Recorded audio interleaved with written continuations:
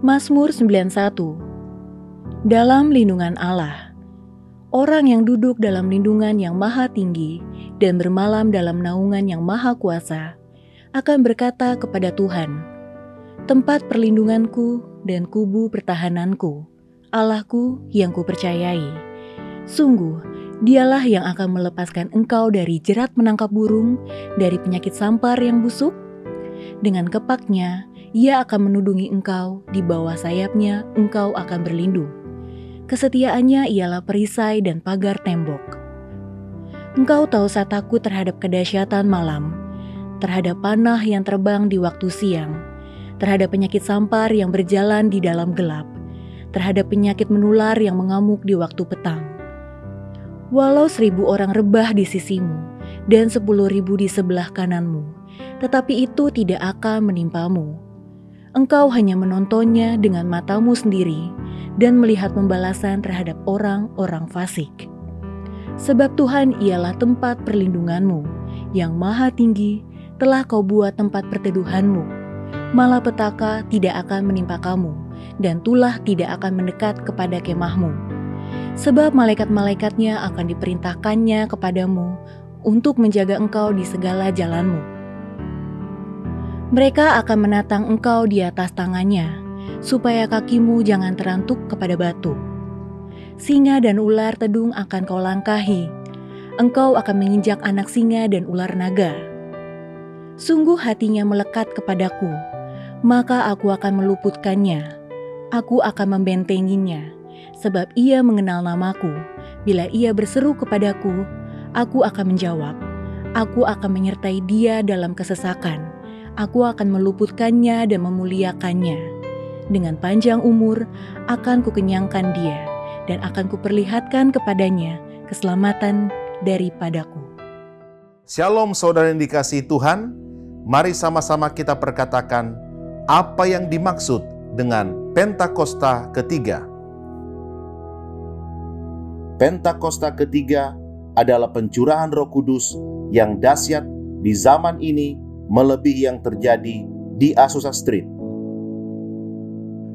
Pentakosta ketiga akan mengakibatkan penuaian jiwa yang terbesar dan terakhir sebelum Tuhan Yesus datang kembali.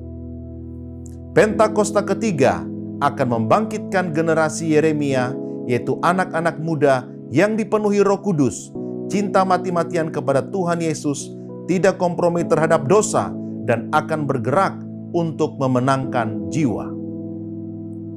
Pentakosta ketiga lahir di Indonesia yang bergerak ke bangsa-bangsa. Gerakan ini dari timur ke barat dan akan kembali ke Yerusalem. Pentakosta ketiga akan memberikan kuasa untuk menyelesaikan amanat agung, dan setelah itu Tuhan Yesus datang kembali.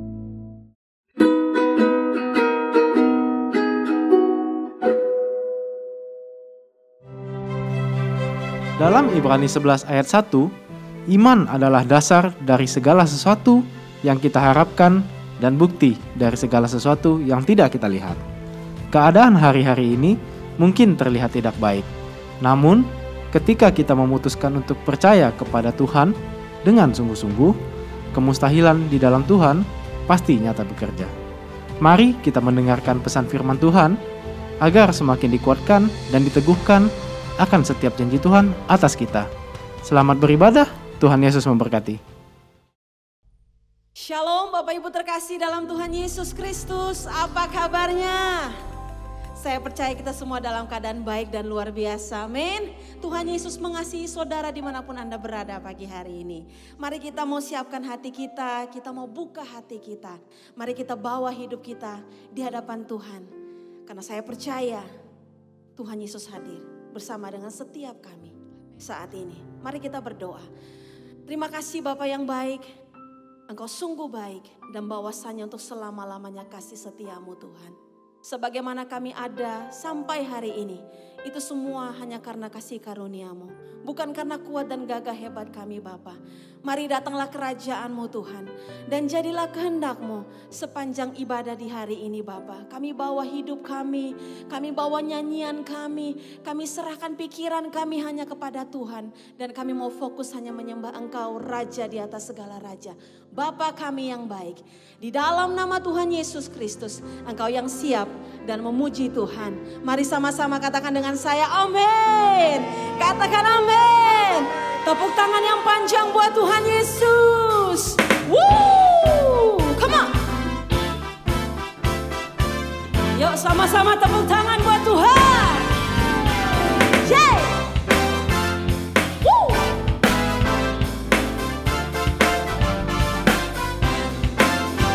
Memasuki gerbangnya dengan hati bersyukur, halamannya dengan pujian.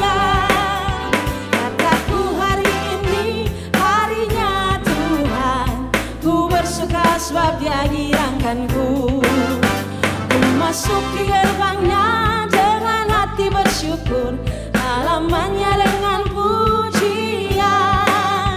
Kataku hari ini harinya Tuhan, ku bersuka sebab Dia girangkanku. Semua Dia girangkanku, oh Dia girangkanku. Ku bersuka sebab Dia girangkanku. Oh, oh Dia girangkanku, oh Dia girangkanku. Ku bersuka sebab Dia girangkanku. Woo!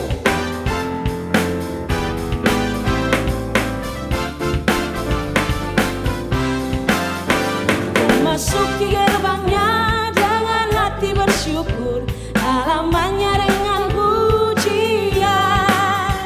Kataku hari ini harinya Tuhan, ku bersuka sebab Dia girangkanku. Ku masuki gerbangnya dengan hati bersyukur, halamannya dengan pujian. Kataku hari ini harinya Tuhan, ku bersuka sebab Dia girangkanku. Come on. Dia girangkanku, oh Dia girangkanku. Ku bersuka sebab Dia girangkanku. Oh, oh Dia girangkanku, oh Dia girangkanku. Ku bersuka sebab Dia girangkanku. Dia girangkanku, oh Dia girangkanku. Ku bersuka sebab Dia girangkanku. Oh, oh Dia girangkanku, oh Dia girangkanku. Ku bersuka sebab Dia girangkanku. Mari tepuk tangan sama-sama buat Tuhan Yesus. Sekali lagi katakan pujian ini dari awal. Memasuki gerbangnya dengan hati bersyukur, halamannya dengan pujian. Kataku hari ini harinya Tuhan, ku bersuka sebab Dia girangkanku. One more time, come on sing. Memasuki gerbangnya dengan hati bersyukur, halamannya dengan pujian. Kataku hari ini harinya Tuhan, ku bersuka sebab Dia girangkanku. Sama-sama. Dia girangkanku, oh Dia girangkanku. Ku bersuka sebab Dia girangkanku. Oh, oh Dia girangkanku, oh Dia girangkanku. Ku bersuka sebab Dia girangkanku. Dia girangkanku, oh Dia girangkanku. Ku bersuka sebab Dia girangkanku. Oh, oh Dia girangkanku, oh Dia girangkanku. Ku bersuka sebab Dia girangkanku. Mari umat Tuhan katakan, Dia girangkanku. Come on. Dia girangkanku. Ku bersuka sebab Dia girangkanku. Oh, oh Dia girangkanku, oh Dia girangkanku. Ku bersuka sebab Dia girangkanku. Dia girangkanku, oh Dia girangkanku.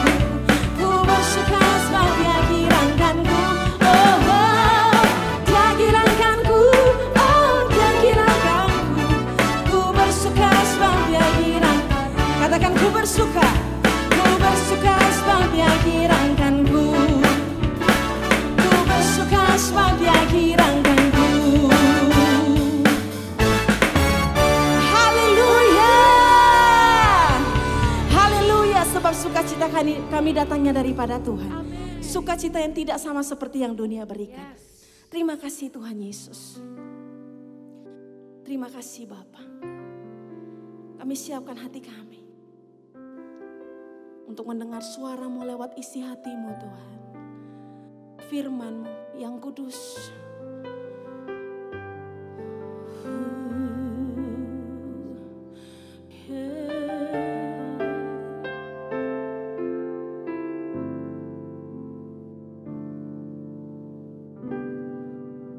Into your hands I commit again. With all I am for you, Lord.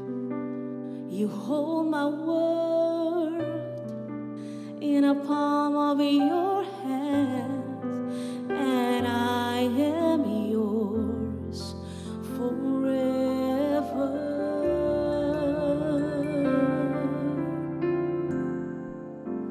Jesus, I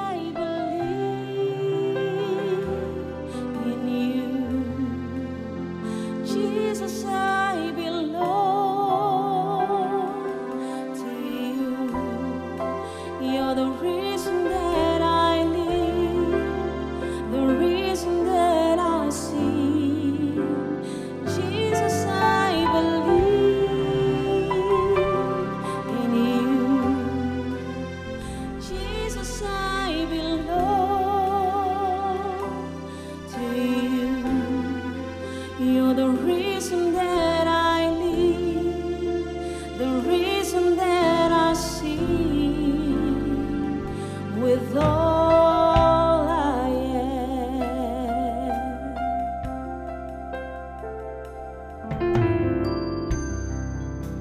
I'll walk with you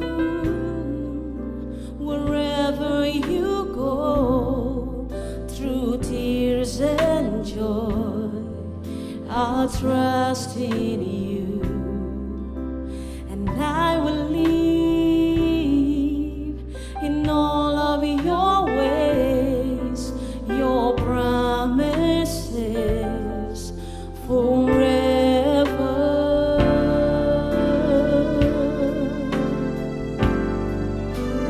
Jesus, I believe in you. Jesus, I belong to you. You're the reason that I live, the reason that I see. Jesus, I believe in you. Jesus, I belong to you. You're the reason that I live, the reason that I see. Jesus, I believe in you. Jesus, I belong to you. You're the reason that I live, the reason that I see. With all I am,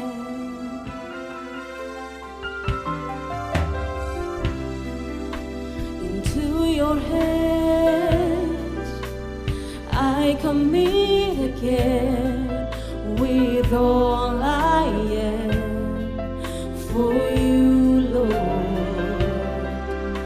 You hold my world in a palm of your hands, and I am yours forever. Oh, Jesus, I believe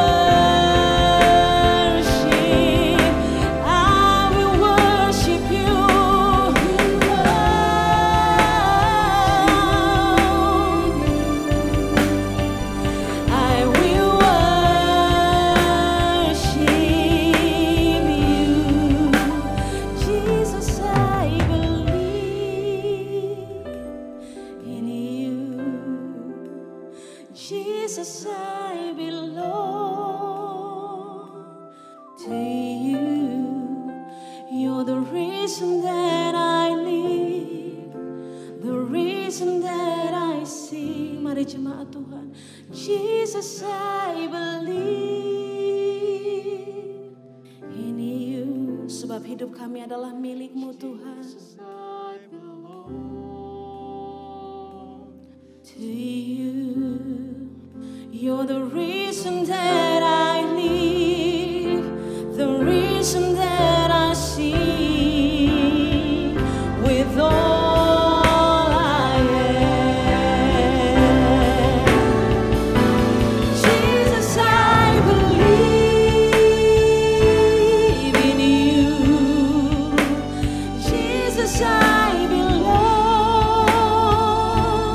to you.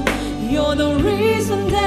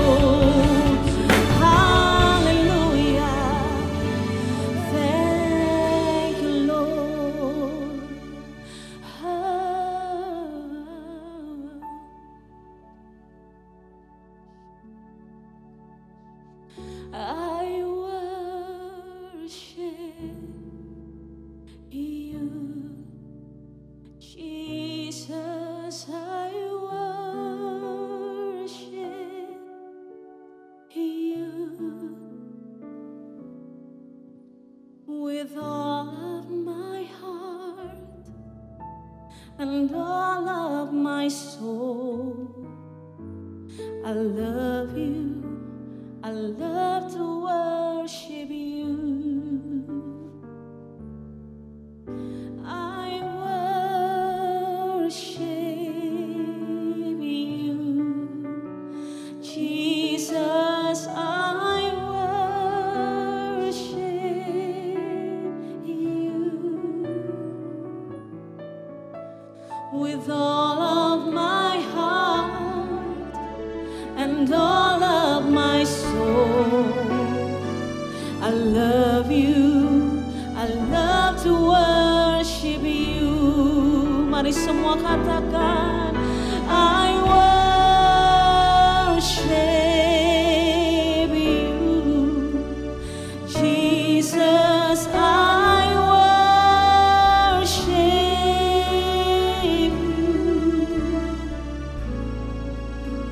With all of my heart and all of my soul, I love you, I love to worship you.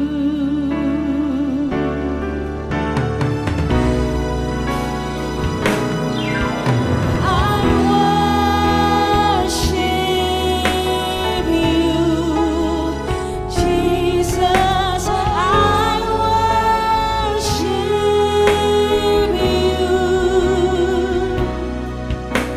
With all of my heart and all of my soul, I love you, I love to worship you.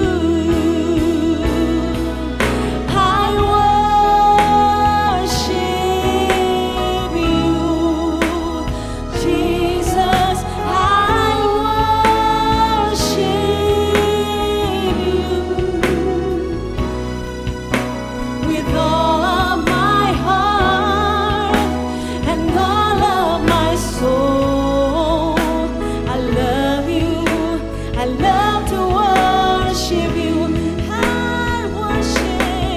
I worship you, Jesus, I worship. Amen, amen.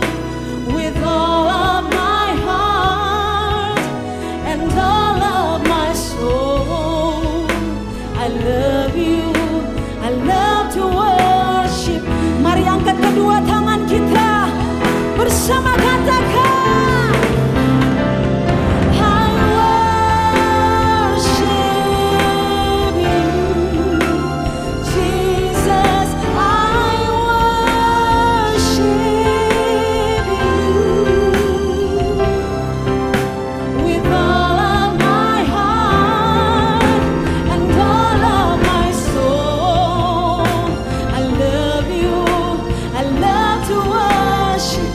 I worship, I worship. Tidak ada yang lain Tuhan, it's only you, Jesus.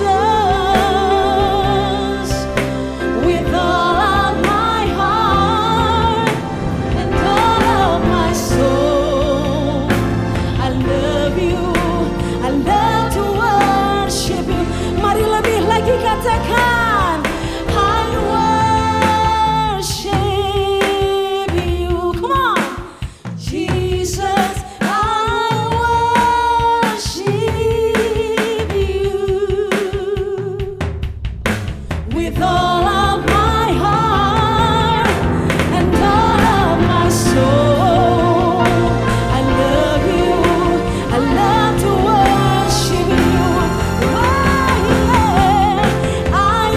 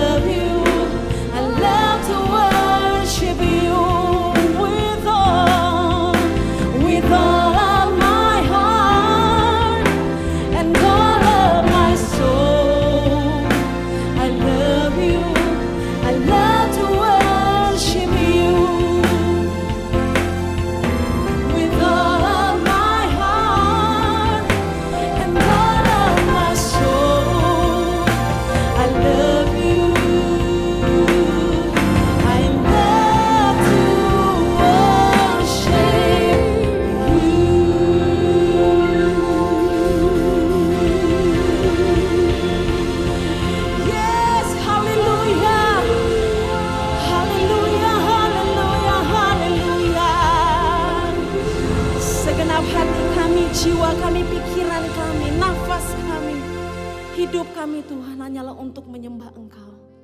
Dan biarlah kami boleh menjadi penyembah-penyembah yang menyembah Engkau dalam roh dan kebenaran.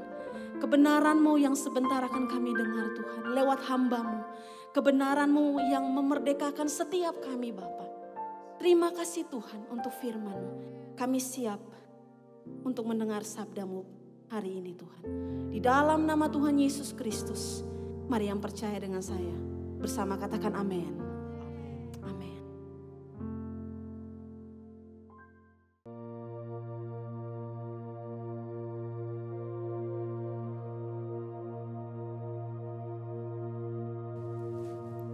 Shalom saudara, saya yakin kita semua umat Tuhan di GBI Jalan Gatot Subroto sudah menerima pesan Tuhan bahwa tahun 2022 ini adalah tahun paradigma yang baru atau the year of a new paradigm. Kali ini kita akan sama-sama membahas tentang paradigma baru dalam 7 gunung. Namun sebelum itu, mari sama-sama kita pahami arti dari paradigma itu sendiri. Paradigma menurut Kamus Besar Bahasa Indonesia berarti suatu model atau contoh yang juga berarti kerangka berpikir. Setelah kita mengetahui arti kata paradigma, pasti timbul kembali pertanyaan dari dalam diri kita. Paradigma baru di dalam hal apa sajakah yang harus terjadi di dalam kehidupan kita sebagai orang percaya? Di dalam 2 Samuel pasal 6, kita membaca bagaimana Daud membawa tabut Allah yang melambangkan kehadiran Allah ke Yerusalem. Pada saat itu, Daud mengalami berbagai peristiwa yang mengubahkan paradigmanya dalam hal penyembahan kepada Allah. Ibadah kepada Tuhan dijadikan sebagai prioritas paling utama di Israel dan kota Yerusalem, tempat tabut Tuhan berada menjadi pusat penyembahan sekaligus ibu kota Israel.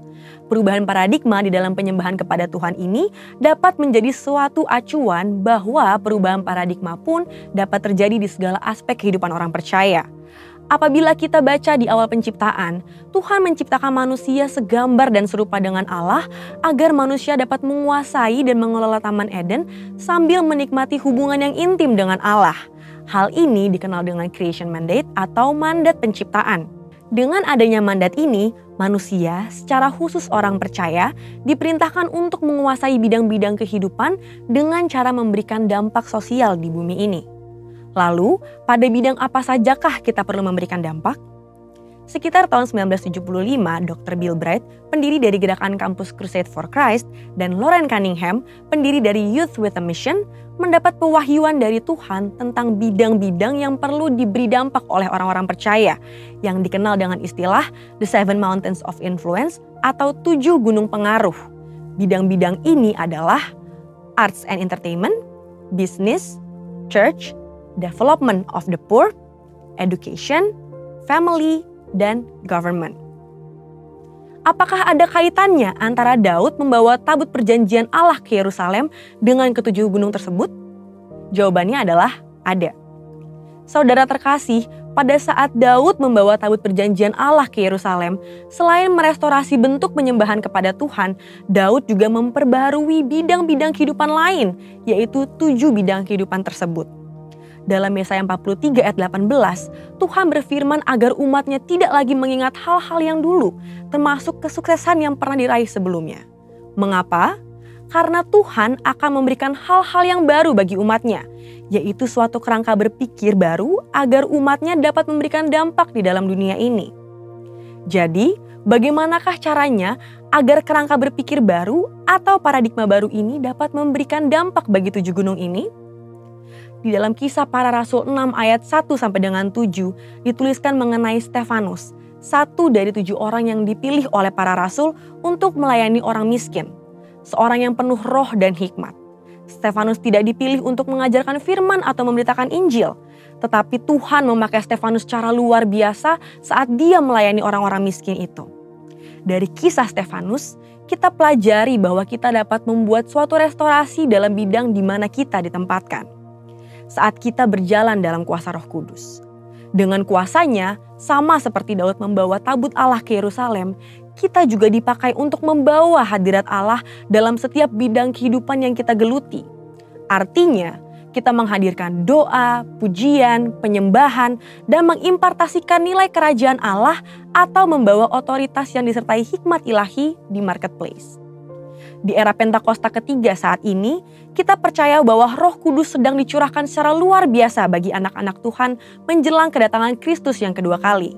Oleh sebab itu, kita percaya bahwa pemberdayaan ilahi ini bukan saja akan mempengaruhi gereja Tuhan secara khusus, tapi juga akan membawa pengaruh bagi dunia secara umum. Tuhan Yesus dalam amanat agungnya memanggil setiap orang percaya untuk menjadikan semua bangsa murid-Nya.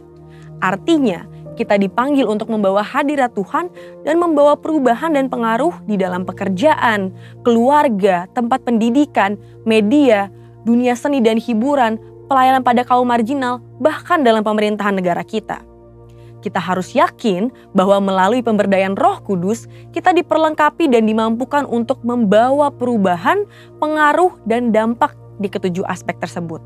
Dengan demikian, terjadilah suatu perubahan paradigma yang akan membawa jiwa-jiwa untuk semakin mengenal pribadi Kristus. Kita percaya bahwa inilah kerinduan Tuhan, yaitu supaya kerajaannya menjadi nyata di dunia ini.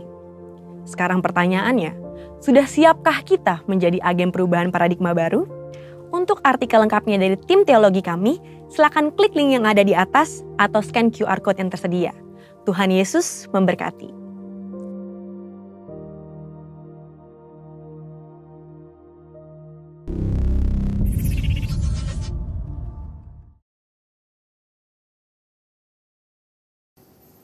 Shalom saudara-saudara yang saya kasih, secara khusus gereja yang telah menjadi sahabat di tengah masa pandemi dan sebelum masa pandemi, GBI Kebon Siri. Saya berterima kasih untuk kepercayaan yang diberikan kepada saya untuk dapat menyampaikan firman Tuhan. Hari ini saya ingin menyampaikan bicara tentang Ebenezer, yaitu kalau dilihat dari terminologi kata, yaitu kata Eben itu adalah batu, sedangkan Heiser itu adalah penolong. Jadi batu penolong. Nah, konteks yang akan saya sampaikan 1 Samuel pasal yang ke-7 ayat 2 sampai dengan 12. Memang puncaknya ada di ayat 12 yaitu dengan kata Ebenezer. Ketika diterjemahkan dalam bahasa Alkitab atau rohani menjadi sampai di sini Tuhan telah menolong kita. Nah, saudara-saudara, sebelum kita memulainya mari kita bersatu di dalam doa. Bapa, terima kasih. Kami punya keyakinan teguh bahwa pada hari ini siapapun kami yang mengikuti ibadah online lewat sarana ini, kami masing-masing dipersiapkan oleh Tuhan. Sehingga kami sungguh-sungguh dapat memahami firman Tuhan.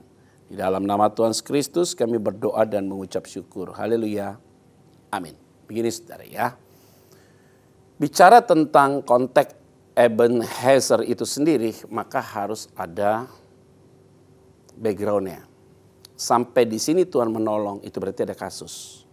Kasus siapa? Jadi begini, bangsa Israel itu adalah umat pilihan Tuhan, tetapi di satu sisi mereka juga percaya kepada berhala. Nah, ini yang terjadi di dalam kehidupan praktikal kita. Sering sekali antara iman Kristen dengan iman dunia itu dicampur adukan menjadi sinkritisme. Ayo jujur yuk, kita masih percaya dengan zodiak, kita masih percaya dengan sio-sio, kita masih percaya dengan hari baik dan hari tidak baik. Kita masih percaya dengan angka buruk dan angka yang baik. Ini sering sekali terjadi di dalam kehidupan anak-anak Tuhan tanpa disadari, saudara. Sehingga banyak pantangan-pantangan ataupun saudara juga mengikuti aturan main dari roh nenek moyang saudara. Ingat loh, kekejian Tuhan tuh marah besar kepada orang yang menduakan dia. Maka dalam perintah hukum Taurat, jangan engkau membangun bentuk apapun juga. Karena dia adalah Allah yang cemburu. Engkau jangan percaya kepada Allah yang lain. Itu diletakkan di pasal ayat-ayat pertama, saudara, atau di hukum Taurat pertama.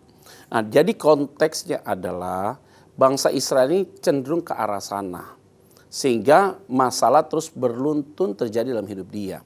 Secara khusus tekanan yang terjadi yang dilakukan oleh bangsa Filistin atau orang Filistin kepada bangsa Israel.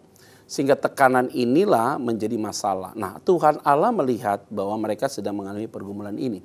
Maka diutuslah Samuel. Samuel itu artinya sama mendengar. Elohim adalah Allah mendengar seruan Hana. Karena Samuel punya mama namanya Hana. Sehingga Samuel ini adalah seorang yang dipakai Tuhan untuk mengingatkan tentang peristiwa saat itu. Saya akan bacakan di ayat yang kedua. sejak saat tabut itu dalam Samuel pasal yang ke-7, sejak saat tabut itu tinggal di Kiryat Yearim, berlalulah waktu yang cukup lama, yakni 20 tahun. Dan seluruh kaum Israel mengeluh kepada Tuhan. Ayat 3 ini menjadi poin bagi kita. Lalu berkatalah Samuel kepada seluruh kaum Israel demikian. Jika kamu berbalik kepada Tuhan, kata berbalik digaris bawahi karena itu kata perintah. Berbalik kepada Tuhan dengan segenap hati, maka jauhkanlah para allah asing. Kata jauhkanlah adalah kata perintah. Dan para asitoret dari tengah-tengahmu, tujukan hatimu kepada Tuhan. Kata tujukan itu kata perintah. Dan beribadalah hanya kepadanya. Kata beribadalah adalah kata perintah. Maka ia akan melepaskan kamu dari tangan orang Filistin. Adalah impact. Begini saudara. Jadi kalau kita lihat tadi kata-kata perintah itu yang disampaikan oleh seorang Samuel untuk memberitahukan kamu mau lepas dari masalah bersama dengan orang Filistin itu. Maka kamu harus mengikuti aturan main. Berbalik kepada Tuhan. Jauhkanlah para allah asing. Terus kemudian kamu harus tunjukkan hatimu kepada Tuhan sungguh-sungguh. Beribadah kepada Tuhan. Maka dia akan melepaskan engkau dari orang Filistin. Begini. Di tengah era metaverse yang sekarang lagi happening ini saudara. Meta itu artinya melampaui. Verse itu dari universe. Yaitu melampaui dunia. Sehingga orang-orang tertentu yang memiliki uang, memiliki akses tentang teknologi ini sudah mulai. Contoh kayak ada di Facebook ada Meta. Di WhatsApp juga ada Meta. Di Instagram juga ada Meta. Jadi dunia akan dibuat seperti ada mengerucut saudara. Sehingga mereka itu ingin membuat sebuah triangle saudara. Jadi satu kesatuan yang tidak bisa dipisahkan. Yaitu antara media sosial, Facebook, Instagram dan segala macam. Itu juga nanti berkolaborasi dengan media share. Misalnya seperti YouTube, Twitter dan segala macam. Kalau diturun ke bawah maka ada marketplace. Yaitu apa? Marketplace-nya itu adalah bisa jadi itu Amazon, Tokopedia, Shopee dan segala macam. Tapi transaksinya adalah cryptocurrency saudara. Nah ini saudara mereka itu ingin menggabungkan antara dunia virtual dengan dunia realita. Sehingga saudara nanti bisa pakai kacamata, by sistem bisa beli tanah secara virtual, tanahnya bisa lebih mahal. Tapi nggak real saudara karena itu ada dalam dunia fantasi. Artinya ada dalam alam pikiran khayalan begitu kuat yang diimajinasikan dalam bentuk visual. Sehingga nanti gereja akan mengalami perubahan yang luar biasa juga. Maka saya bilang justru di era itu kita tidak bisa melihat lagi mana orang baik dan mana orang jahat. Nah kalau kita melihat arah-arah ke sana maka ini menjadi hal yang sangat serius sekali. Sehingga orang bisa buat ibadah, tatap muka, bisa berkomunikasi, bisa nonton konser dan segala macam. Yang sekarang lagi happening yang sudah beberapa minggu di belakang Gozali Everyday. Ada di MFT saudara. Dan dia tuh buat selfie. Tiba-tiba selfie-nya dia menjadi viral saudara. Dan akhirnya dibeli per foto itu $3. Kalau pakai cryptocurrency Ethereum itu menjadi 0,3. Dan akhirnya berkembang dinyatakan uang dia ada 15. Saya mungkin bisa lebih. Dan saya tidak mau bicara tentang hal itu. Ini ada satu perubahan yang tidak bisa kita hindari. Jadi era digital ini makin lama makin tajam sekali. Nah bisa jadi gedung-gedung kantor bisa lama-lama tidak ada yang mau sewa. Karena kenapa? Karena mereka lebih senang lakukan meeting secara virtual dan nyata. Karena pakai 3D dan segala macam pakai kacamata itu. Nah ini yang menjadi satu tantangan zaman hari-hari ini. Ingat teknologi ada karena ada manusia. Manusia ada karena ada Tuhan. Sehingga Tuhan berperan aktif untuk mengolah pola pikir mereka. Yang paling saya takutkan hari ini adalah dua roh. Yaitu roh Babel yang ingin mempersatukan dunia. Dan roh Isabel yang memberikan sebuah ruang intimidasi. Pertanyaan saya bagi saudara. Berhala yang model apa? Karena kalau lihat konteks dalam Alkitab. Bangsa Israel percaya kepada dewa-dewa atau allah-allah yang lain. Nah itu berarti kalau diterjemahkan dalam bahasa praktis. Bahwa berhala itu adalah apa yang kau percayakan melebihi daripada Tuhan adalah berhala. Contoh, ibu-ibu kan suka koleksi tas ya. Mungkin sudah punya tas Louis Vuitton, sudah punya tas Tory. Saudara punya tas itu Hermes, saudara punya tas bonet, apapun lah mereknya itu ya, branded itu. Tetapi yang saudara pakai hanya 1-2 tas saja. Yang lain kamu hanya lap dan segala macam. Kalau kita anggap bahwa apa yang kita pakai itu mengangkat sebuah harga diri kita, maka barang itu menjadi berhala. Karena alat itu mereka hanya alat doang, seperti uang saja saudara. Uang lembaran kita itu ditulis oleh Bank Indonesia. Coba lihat ada catatannya. Bank Indonesia mengeluarkan uang dengan jumlah Rp100.000 sebagai alat pembayaran yang sah. Jadi kata alat tolong digarisbawahi. Tapi karena uang kakak adik bisa berkelahi. Karena uang orang tua saling menghujat dengan anaknya. Nah ini itu berarti uangnya nggak salah. Yang salah adalah kita yang menyikapinya. Kalau kita mencintai dunia lebih daripada Tuhan, itu berhala, saudara. Kalau saudara juga tidak bisa menerima dirimu apa adanya dan kemudian akhirnya make over wajahmu di luar dari wajah asli, berhala. Saudara koleksi mobil mewah tapi jarang kamu pakai, kamu panaskan dan kamu senyum aja lihat tuh mobil indah, berhala. Jadi artinya ini segala sesuatu menjadi bias, saudara. Nah, ingat baik-baik, tidak boleh orang Kristen percaya dengan hari baik dan hari tidak baik. Semua hari adalah baik. Tidak ada angka sial, saudara. Saya ketemu dengan seorang pengusaha, dia bangun gedung. Kemudian ada angka 4, angka 13, angka-angka keramat, saudara. Tetapi saya bilang, kenapa Pak begitu ya? Kita udah dalam Tuhan, justru di angka-angka keramat itu, kita buat malah tenannya makin banyak. Tergantung saudara dan saya, kita ini mau percaya atau tidak. Kita percaya kepada iblis akhirnya jadi masalah serius. Dunia tidak semakin baik, waktunya sudah semakin dekat. Dia sudah ada di ambang pintu tinggal masuk. Sehingga ingat ini menjadi satu perintah. Kita harus tinggalkan semua itu supaya engkau tidak kena kutuk. Engkau tidak punya masalah. Makanya sering sekali saya bertemu dengan begitu banyak orang. Mereka cerita, Pak saya setiap bisnis ujungnya pas mau deal selalu gagal. Gagal sekali masih aman Pak, ini sudah berulang-ulang kali, coba cek. Ada nggak silsilah keluargamu yang pernah tipu-tipu orang? Dan ini menjadi masalah, menjadi kutuk saudara. Contoh lagi, saudara setiap pacaran dengan seseorang selalu diputuskan sebagai seorang wanita, selalu ditinggalkan. Kenapa demikian? Jangan-jangan ada masalah. Masalahnya dengan apa?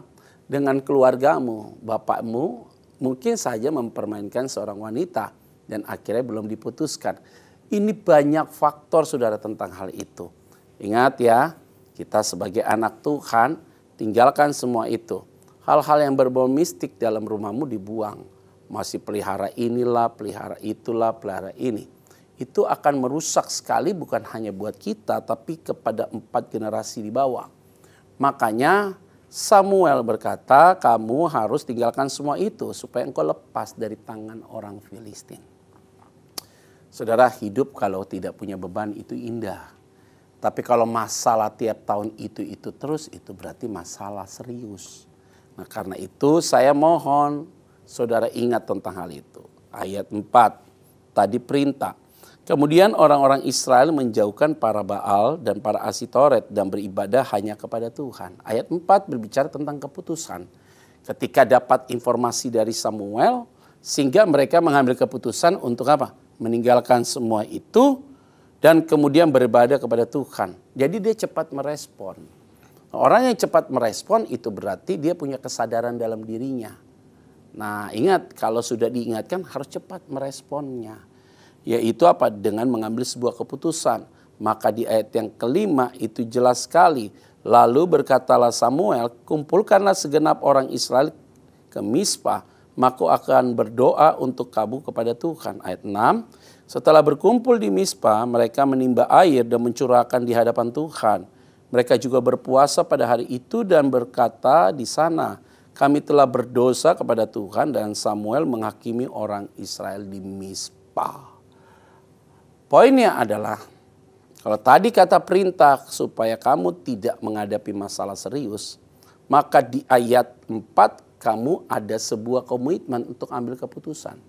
Orang ambil keputusan tanpa declare tidak ada arti apapun.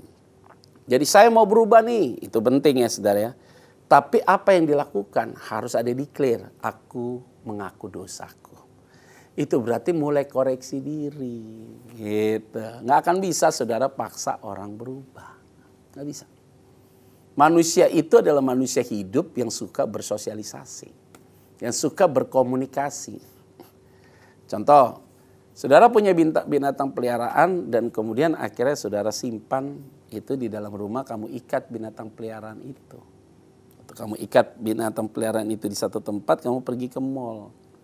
Pulang dari mall tuh binatang ada tetap di rumah itu. Tapi kalau manusia kamu ikat di rumahmu, kamu pergi ke mall, ke lantai 2, dia ada di lantai 3. Itu manusia. Sehingga ini menjadi satu hal penting bahwa kita tidak bisa paksa hati orang untuk mau berubah. Karena kesadaran pribadi orang itu mau berubah itu lebih baik. Jadi kalau ada orang mau dilayani supaya berubah karena disuruh orang, jangan. Kita buang waktu, buang tenaga, buang pikiran, makan hati juga. Gitu. Tapi kalau ada orang yang benar-benar sungguh mau datang sama kita dan dia mau berubah dan kita memberikan panduan-panduan kepada dia, maka orang itu akan memiliki kualitas dari sebuah pertobatan. Saudara ingat baik-baik. Bangsa Israel itu bangsa yang keras, tegar tengkuk.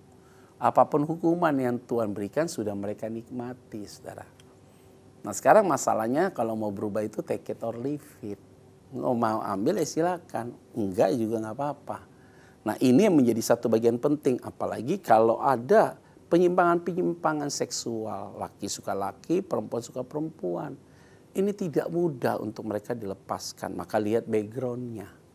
Dalam lihat backgroundnya baru lihat akar masalahnya. Ketika lihat akar masalahnya baru kita bisa dapat menyelesaikannya. Nah saudara-saudara, saya yang kasih dalam nama Tuhan Kristus, kita harus kembali mengoreksi diri tentang hal ini. Kita harus berani declare, kita harus bicara apa adanya, supaya kita tidak ada dalam satu pusaran. Yaitu apa? Pusaran kegagalan. Yuk kita mulai sadar tentang hal ini.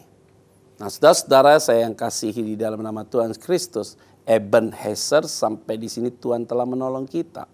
Maka masuklah itu di ayat yang ke-7 saudara. 7, ketika didengar orang Filistin bahwa orang Israel telah berkumpul di Mispa, majulah raja-raja kota orang Filistin mendatangi orang Israel. Serta didengar orang Israel demikian, maka ketakutanlah mereka terhadap orang Filistin. Begini, kalau saudara nyimak khotbah ini dari awal, maka saudara bisa tahu dan mengerti dan muncullah sebuah pertanyaan logis dalam diri saudara.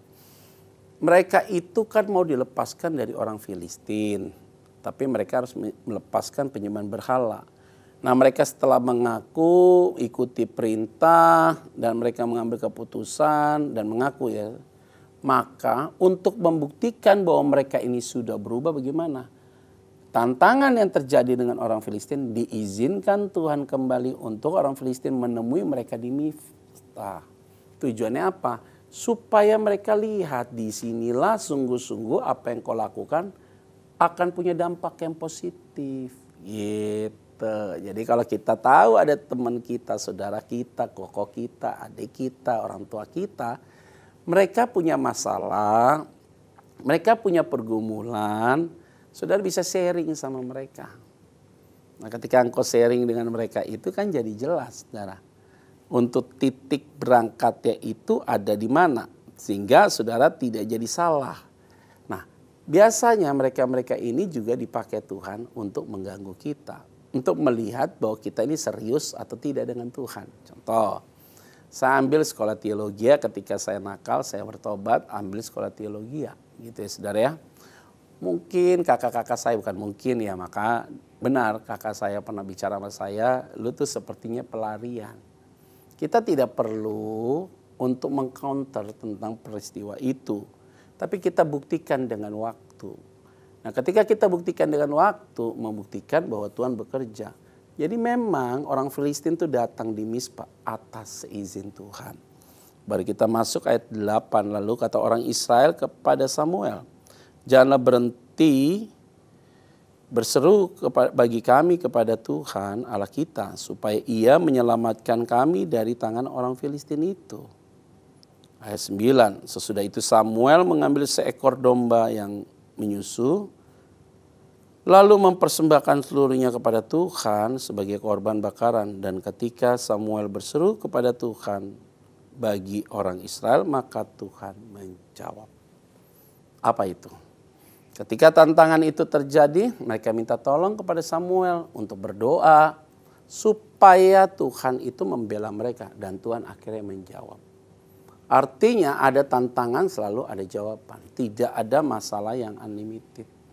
Semua masalah ada limitnya. Tidak mungkin unlimited. Yang unlimited itu adalah Tuhan. Yang kita sebut sebagai Yesus Kristus. Nah, kalau kita memahami ini dengan benar, maka ketika Tuhan menjawab, maka jawabannya cuma sederhana. Mungkinkah Tuhan tidak bisa menyelesaikan masalah itu? Jawabannya adalah sangat mungkin dan sangat mudah. Tapi yang mau dilihat adalah bagaimana hatimu mengalami sebuah pembaharuan. Ini yang menjadi penting jemaat Tuhan dimanapun engkau berada. Nah, saudara-saudara yang saya kasihi di dalam nama Tuhan Yesus Kristus, tidak ada doa yang tidak dijawab oleh Tuhan. Kalaupun engkau belum menjawab doa itu berarti apa yang kamu minta hanya untuk nafsumu saja. Karena firman Tuhan bilang, apapun yang kamu minta pasti Tuhan akan berikan. Jika 2 atau 3 orang berkumpul dalam namaku, di situ aku hadir. Nah, kayak seperti metaverse. Kita nggak hadir tapi dalam dunia nyata, dunia virtual itu nyata. Dalam dunia nyata tidak berbanding lurus. Saya ketemu dengan jemaat, saya tanya anaknya yang mau sekolah di London. Saya tanya sama dia, mau ambil jurusan apa? Psikologi. Loh kok ngapain? Di Jakarta kan banyak. Kenapa kamu ambil psikologi? Itu berapa tahun yang lalu. Banyak orang gila om ke depan. Oh iya benar saudara. Karena kenapa? Orang bisa beli apapun di dalam dunia virtual, realitanya tidak berbanding lurus. Gila bos, gila. Kenapa? Membangun daya khayal di luar dari ekspektasi. Jadi ini yang menjadi masalah serius. Jadi kalau kita tentang hal demikian ini tidak peka, maka kita jadi masalah di kemudian hari. Yuk, jemaat Tuhan dimanapun kau berada, pada hari Sabat, pada saat itulah terjadi satu perubahan yang luar biasa sekali bagi setiap mereka yang ada pada saat itu. Nah, udah kita akan masuk sekarang saudara. Ayat yang ke-10 dan 11. Sedang Samuel mempersembahkan korban bakaran itu, majulah orang Filistin berperang melawan orang Israel. Tapi hari itu juga mengguntur dengan bunyi yang hebat ke atas orang Filistin dan mengacaukan mereka. Apa dia? Tuhan yang berperang menggantikan mereka. Tuhan memberikan guntur dan segala macam, setelah itu bangsa Israel menguburnya. Jadi bangsa Israel pada saat itu tugasnya finishing touch. Itu. Tapi yang memproses segala sesuatu adalah Allah itu sendiri. Nah, ini ingat baik-baik. Dengan kata-kata ini membuktikan Allah berpihak pada kita. Yesus bilang, aku utus kamu ke tengah serigala. Mungkin gak menang domba lawan serigala? Sudah pasti kalah. Tetapi aksioma yang muncul di mana ada domba selalu ada gembala berjalan di depan. Ada gada dan tongkatnya untuk menolong saudara. Dan melawan setiap musuh-musuhnya.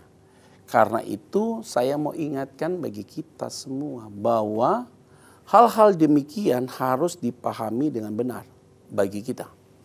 Maka benarlah firman Tuhan dengan jelas tadi di dalam poin itu saudara. Bahwa Tuhan sudah bekerja dengan luar biasa. Kamu tidak mampu mengalahkan orang itu karena orang itu kuat, orang itu punya uang. Tapi kalau Tuhan yang bekerja, selesai itu barang. Kenapa demikian? Karena Tuhan tahu yang terbaik buat saudara dan saya. Kita tidak akan bisa mengambil sebuah keuntungan untuk kepentingan pribadi yang sifatnya sesaat. Tidak ada. Nah ini yang menjadi penting bagi kita semua. Oleh karena itu ibu bapak saudara sekalian harus meyakini pasti Tuhan sudah bekerja dalam hidup kita. Pandemi kapan berakhir hanya Tuhan yang tahu. situasi-situasi hari ini tidak mudah kecuali Tuhan yang ada bersama dengan kita. Minta tolong sama orang belum tentu tolong kita, tapi mulutnya lebih banyak ngomong di luar kalau dia pernah tolong kita. Itu yang paling bahaya. Berharap sama orang kecewa, berharap sama Tuhan tidak kecewa. Nggak mampu Tuhan bisa bicara, Tuhan bisa tegur orang itu karena kita tahu kita dipanggil sebagai seorang sahabat, as the friend. Jadi saudara ingat bahwa kita ada dalam sebuah keadaan demikian. Di ayat selanjutnya yaitu ayat yang ke-11. Jadi keluarlah orang-orang Filistin dari Mispa. Mereka mengejar orang Filistin itu dan memikul mereka kalah sampai di hilir Betkar. Itu berarti yang korelasi di atas, kalau engkau mengaku dosamu, Tuhan pasti bela kamu. Kalau Tuhan bela kamu, pasti Tuhan hempaskan kamu. Itu poinnya. Apa poinnya? Ya itu dia tadi. Bahwa Tuhan itu tidak mau saudara kita berfokus dengan banyak hal. Maka Tuhan dengan jelas, aku akan memukul habis tentang hal itu. Bergantung sama Tuhan. Oke, saudara-saudara yang saya kasih di dalam nama Tuhan Kristus. Closing statement dalam firman Tuhan pada hari ini ada di ayat yang ke-12. Firman Tuhan bilang apa? Kemudian Samuel mengambil sebuah batu dan mendirikannya antara Mispa dan Yerusalem. Ia menamainya Ebenezer, katanya sampai di sini Tuhan telah menolong kita. Benar. Jadi ketika Samuel berkata demikian, mereka bilang sampai di sini Tuhan telah menolong kita. Bentuknya bukan pas, tapi present continuous. Kalau Tuhan tolong kita hari ini, dia tidak akan pernah membiarkan kita di hari-hari yang akan datang. Karena kenapa? Karena Tuhan tahu yang terbaik buat kita. Maka jangan takut selama 365 hari. Dia tetap tolong kita. Mundur ke belakang, terlalu banyak Tuhan sudah tolong kita. Ini yang menjadi penting bagi kita semua, ibu bapak saudara sekalian, untuk mengerti kebenaran firman Tuhan ini dengan benar. Maka jangan jelas Bapak berkata bahwa tentang hal-hal demikian itu adalah penting sekali. Sampai di sini Tuhan telah menolong kita. Artinya bukan hari ini saja Tuhan tolong, tapi sampai selama-lamanya Tuhan akan tolong. Jangan ada yang putus asa. Engkau yang sakit, engkau yakin bahwa Tuhan akan pulihkan engkau. Engkau yang punya masalah secara keluarga atau fisik, ingat harus ada jalan keluar. Jangan sampai salah melangkah, menyesal di kemudian hari. Jemaat Tuhan dimanapun engkau berada, saya punya keyakinan saudara sudah diberkati Tuhan. Sudah dilawat oleh Tuhan. Oleh karena itu, pada hari ini saya mau berdoa bagi kita semua. Mari kita bersatu dalam doa. Bapakku yang baik, terima kasih untuk firman-Mu yang telah mengajar kami untuk mempercayai-Mu sepenuhnya kepada Tuhan. Karena itu supaya kami tidak salah melangkah, kami hidup dalam perintahnya Tuhan.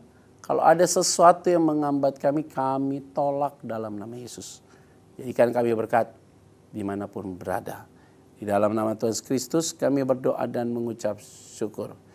Saudara yang saya kasihi di dalam nama Tuhan Kristus, saudara tetap kuat, jaga kesehatanmu, menikmati apa yang Tuhan buat dalam hidup kita. Biarlah damai sejahtera Allah menyertai kita semua. Shalom. Terima kasih Anda telah mengikuti ibadah online pada hari ini. Kami mengajak Anda untuk berdoa, menyembah Tuhan, dan mendengar pesan firman Tuhan dalam acara Ku Menyembah via Zoom setiap hari Senin sampai Sabtu pukul 5 pagi. Berikut adalah informasi meeting ID dan password Zoom. Ibadah minggu tetap dapat Anda ikuti secara online melalui YouTube channel GBI Kebon Sirih. Untuk ibadah online minggu depan, pada hari Minggu tanggal 13 Februari 2022, ibadah akan dimulai pukul 6 pagi. Pesan firman Tuhan akan disampaikan oleh Jessica Tanusudibio. ibadah dapat dilihat setiap saat setelah waktu penayangan. Kami kembali mengajak Anda mengikuti GBI Kebon Siri Wednesday Bible Wisdom melalui YouTube channel GBI Kebon Siri pada hari Rabu tanggal 9 Februari 2022 pukul 6 pagi bersama Aruna Wiryo Lukito dan host Vino Pramudito. Acara ini dapat dilihat setiap saat setelah waktu penayangan. Persembahan umum, syukur, dan persepuluhan dapat Anda berikan melalui QR Code berikut ini. Scan QR Code yang tertera di layar, dan langkah selanjutnya dapat mengikuti proses yang tertera di aplikasi e-payment Anda. Persembahan melalui QR Code tidak dipungut biaya apapun. Persembahan umum, persepuluhan, diakonia dapat Anda transfer ke nomor rekening berikut ini.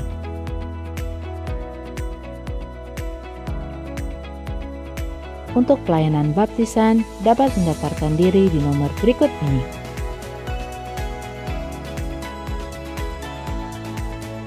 Demikianlah GBI Kebon Siri News Flash hari ini. Selamat hari Minggu, Tuhan Yesus memberkati. Mari jemaat Tuhan, kita siapkan hati kita untuk berdoa. Terima kasih untuk pembicara yang telah menyampaikan firman Tuhan di ibadah online pada hari ini. Tuhan memberkati keluarga dan pelayanannya. Kami juga berdoa untuk Gembala Sidang kami, Bapak Pendeta Niko Nyotora Harjo, dan keempat Wakil Gembala, Gembala Cabang GBI Kebon Siri, dan Gembala-Gembala Kul, biar Tuhan yang memberkati dan Tuhan mengurapi mereka senantiasa. Kami juga berdoa untuk jemaat GBI Kebon Siri dan semua yang mengikuti ibadah online pada hari ini. Tuhan Yesus yang memberikan hikmat dalam segala usaha dan pekerjaan di tengah-tengah masa pandemi COVID-19. Tuhan mencukupkan apa yang menjadi kebutuhan mereka. Kami juga berdoa bagi anak-anak muda, generasi Yeremia, agar Tuhan membangkitkan mereka menjadi garam dan terang bagi generasi ini. Kami juga berdoa buat bangsa kami, Indonesia, Tuhan pulihkan dari COVID-19 dan ekonomi bangkit kembali di dalam nama Yesus. Kami juga berdoa buat pemerintahan, presiden, wakil presiden, menteri, dan gubernur, dan bupati, serta sampai kepala desa diberikan hikmat Tuhan dalam menjalankan pemerintahan. Takut akan Tuhan turun atas mereka. Damai sejahtera Tuhan turun atas Indonesia. Dan kami siapkan hati kami untuk menerima berkat Tuhan melalui hamba-Mu. Mari arahkan hati kita dan angkat kedua tangan kita di hadapan Tuhan. Jemaat GBI Kebon Siri dan jemaat yang mengikuti ibadah online, terimalah perlindungan, damai sukacita, dan berkat yang berlimpah-limpah dari Allah Bapa yang Maha Kuasa. Cinta kasih Tuhan kita Yesus Kristus, persekutuan manis dengan Roh Kudus menyertai kita sekalian mulai sekarang dan sampai Tuhan Yesus menjemput di awan-awan, bahkan sampai selama-lamanya. Jemaat yang sudah terima berkat Tuhan katakan amin. Selamat hari Minggu, Tuhan Yesus memberkati.